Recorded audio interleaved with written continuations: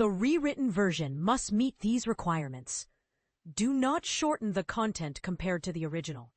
If possible, expand slightly with additional explanations or relevant examples. Keep a natural, smooth, and easy-to-understand tone, as if written by a professional content editor. Clarify complex ideas to help beginners understand more easily. Tone of voice: friendly, conversational, yet informative and professional. Retention hooks.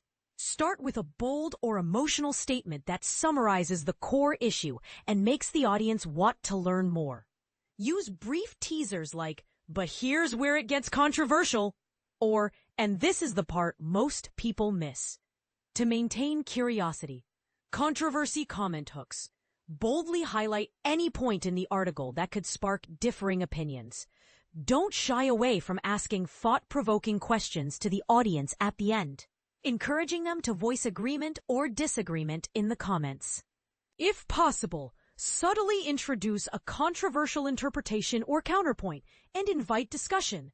Original content: 10 money lessons boomers learned young that still shape their life choices. Boomer money wisdom is boring on purpose. Live below your means, save first, buy durable, avoid toxic debt. And those steady habits, not hacks, quietly fund a freer life. Some money lessons age like fine cast iron, simple, durable, and still useful after a few decades of hard use. Boomers didn't all grow up the same way, but a lot of them learned money habits early that still steer their choices today. Some came from necessity, some from parents who remembered ration books and layoffs, some from a culture where banks closed at 3 p.m., credit cards weren't universal, and layaway was a verb. I'm not here to romanticize everything pre-internet, but there's real value in the playbook they kept. Here are 10 boomer-era money lessons that still show up today, in what they buy, how they plan, and why their Tuesdays look calmer than ours. Live on less than you make, and know the number. This one sounds almost insultingly obvious, but it's a superpower when you actually do it. Many boomers were taught to know their nut, the monthly cost to keep the lights on, and to aim below it, not just meet it. That meant choices: smaller apartment, older car, fewer dinners out. Patching the jacket instead of replacing it. What still holds? A written margin. Not vibes, not "I think I'm fine." A number. When you keep a gap between income and outgo, you have options: savings, investments, or the freedom to say no to a bad job. No app does this for you unless you feed it the truth. Save first, spend later. Pay yourself like a bill. Before auto transfers and roundup apps, people carried pay. If you saved what was left after spending, what was left mysteriously became zero. A modern version: automate the first move. 401k, IRA, brokerage, emergency fund. So it disappears before lifestyle sees it. Boomers who kept this habit still make decisions from a place of stability. Switching roles, helping a kid, or taking a breather without panic. The order is the lesson. Buy durable, maintain it, and use it to death. Buy once, cry once. Has been around longer than Instagram. A lot of boomer households prized well-made stuff. Cast iron pans, sturdy tools, leather boots. Because replacing junk is expensive. Maintenance was normal. Sharpen the knives, change the oil on time, resole the shoes. Why it still matters. Depreciation favors the careful. If your car lasts 12 years instead of 6, that's thousands saved, compounding into freedom. Even tiny things count. Washing sweaters in cold water and air drying extends their life. Your clothing budget suddenly stretches. I have a friend whose boomer dad gifted him a toolbox when he moved out. Inside, a note that said, "Learn 3 repairs and you'll avoid 100 bills." He wasn't wrong. Door hinge, leaky trap, wall patch. 3 small skills changed how my friend spends. Avoid debt you can't pay off quickly. And read the fine print. Credit wasn't frictionless in the 70s and 80s. People learned to see debt as a tool with teeth, Mortgage? Maybe. Student loans? Sure, but with a plan. Revolving credit at 20% APR? Treat like a lit match. Boomers who internalize this still make measured choices.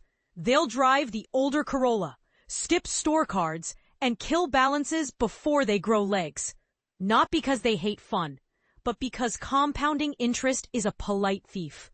If you can't explain the APR, don't sign. Might be the most underrated personal finance rule ever. Keep cash for the inevitable rainy day. Emergencies weren't theoretical. Older relatives taught the stories. Layoffs, medical bills, broken transmissions. The advice was plain. Keep an emergency cushion. Not to earn much, but to buy time. What it looks like now? 3 to 6 months of basics in something boring and accessible. Boomers who still carry this habit say yes to good risks and no to panic moves. Cash is a shock absorber. When life hits a pothole, you don't blow a tire. Cook at home. Pack a lunch. Master the cheap feast. Food inflation is new. The solution isn't. A lot of boomer homes knew a rotation of low-cost staples. Beans and rice, baked potatoes with toppings, big batch chili, spaghetti night, breakfast for dinner. Home cooking is one of those levers that quietly compounds into thousands a year without feeling like austerity. Learn your Tuesday meal and watch your budget and stress go down. Fix lifestyle last, not first. Don't spend raises in advance. When pay went up, many boomer households raised savings first, not the car payment.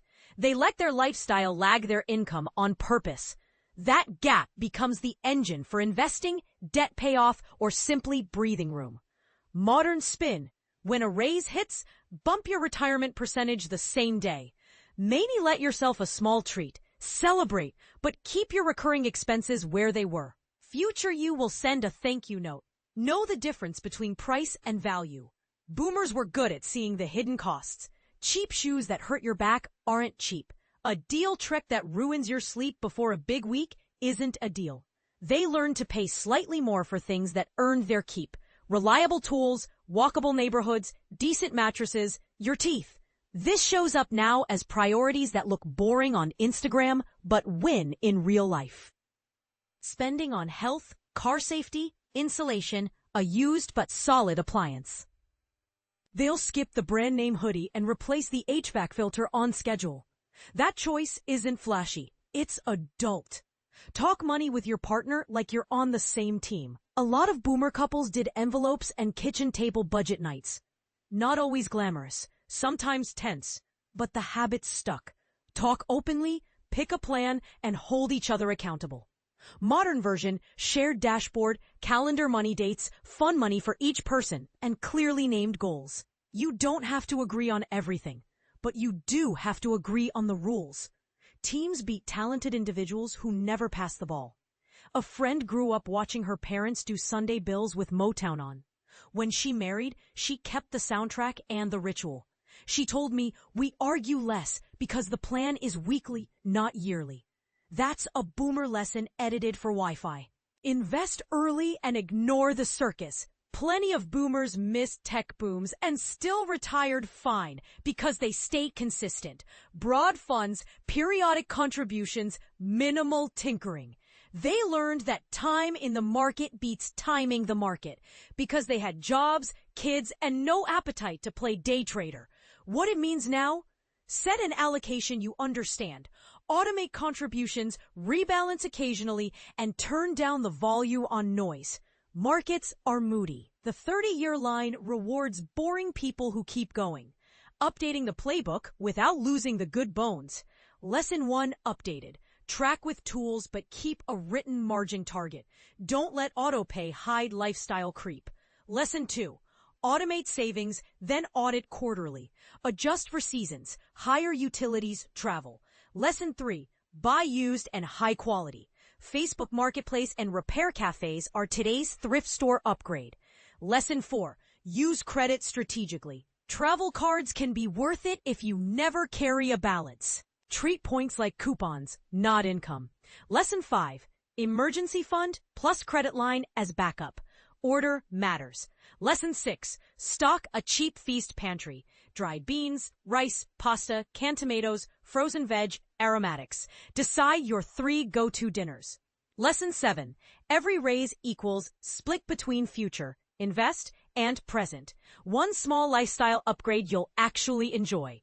Lesson 8. Value includes time and health. Pay for time saving when it protects sanity. Grocery delivery in crunch weeks. Lesson 9. Money date script. What came in? What went out? What surprised us? What's the one tweak this week? 30 minutes, timer on. Lesson 10. Invest broadly. Automate. Mute the doom scroll. If you need excitement, try hobbies, not options trading. Quick sanity checks to borrow. The boring first check. Before buying something fun, did I fund sleep, health, and safety? The 3 uses test. Will I use this at least 3 times in the next month? If not, borrow. The week later rule. Want it? Want it next week too? If yes, proceed. The future me question. Would I thank myself for this decision a year from now? The bottom line, boomers didn't inherit a flawless money world. They learned resilience the hard way. Their enduring lessons. Live under your means. Save first. Maintain what you own. Avoid toxic debt. Keep cash. Cook at home. Don't spend raises in advance. Choose value over price. Talk money like teammates. And invest consistently. Still work because they're about behavior, not hacks. Steal the parts that fit. Update the parts that don't. And let the best of yesterday buy you more freedom today. That's the real goal. Not to win at frugality or flex at brunch, but to build a life where your money supports your values. Quietly, every month, without a performance. What's your plant-powered archetype? Ever wonder what your everyday habits say about your deeper purpose and how they ripple out to impact the planet? This 90-second quiz reveals the plant-powered role you're here to play, and the tiny shift that makes it even more powerful. 12 fun questions, instant results, surprisingly accurate,